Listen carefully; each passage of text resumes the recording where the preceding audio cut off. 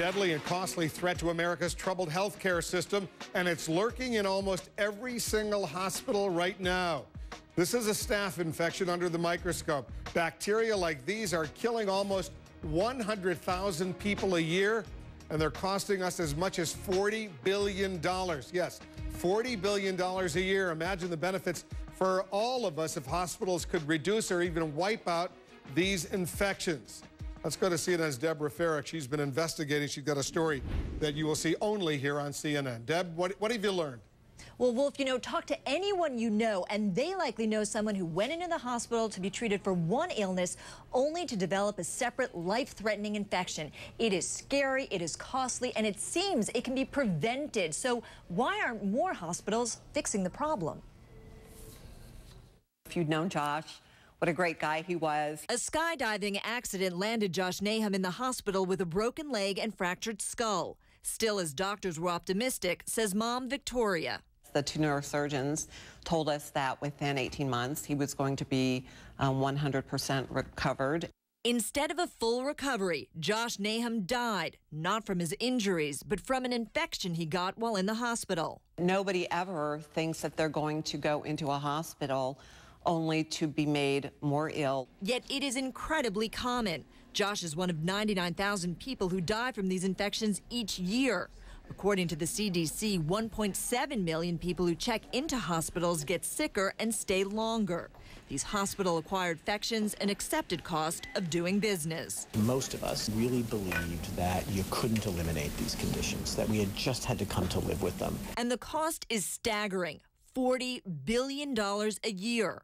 Medicare and Medicaid recently announced they would no longer cover infections acquired in hospitals, many of which are scrambling to cut financial losses by lowering infection rates. So you're suggesting 51 patients didn't make it out of the hospital? Well, actually, 21 patients died, and the rest ended up going to a nursing facility. Dr. Richard Shannon of the University of Pennsylvania is among a handful of doctors who appear to have discovered an answer. Well, what we were able to demonstrate is in that in less than a year, we were able to reduce the number of infections by 90%. And if you can reduce it 90% on a wing like this, clearly the indications for the larger hospital are huge. Absolutely. Working with a team of nurses who handled the sickest patients, Shannon tracked the nurses' every move to figure out why infections are so easily carried room to room by hospital workers. Dr. Shannon's team found infections spread in large part because central lines like catheters for blood, medicine, and urine were not being handled in a single standardized way.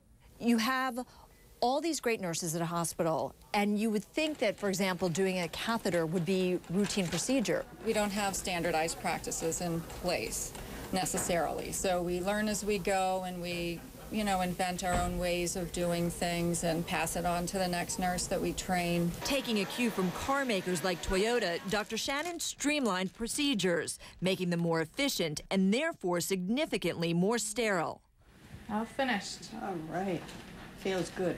Among the changes, new, more complete kits to handle dressings. These are actually labels that we added to know when to change the dressing. Signs and hand sanitizers everywhere, and plenty of basic equipment like gloves and gowns in different sizes to promote a more sterile environment. Were you surprised at how simple it ended up being? Absolutely.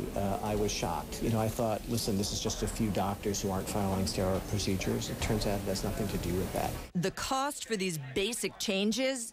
$17 per patient, and a hospital bill roughly $16,000 cheaper per person, says Shannon. This was Thanksgiving. Though it's too late for Victoria Nahum, who lost her son, she's now on a mission to help others avoid the pain. We didn't want other people to feel the loss that we were feeling.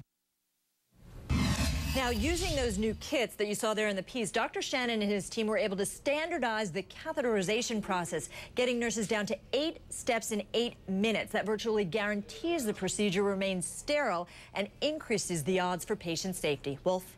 Deb Farrick, good report, excellent report. And when you think about the fact that nurses interact with patients, about 100 times a day, it's a relatively easy way to start to deal with this really critical problem, Deb. Absolutely. Deb Farrick working the story. Thank you.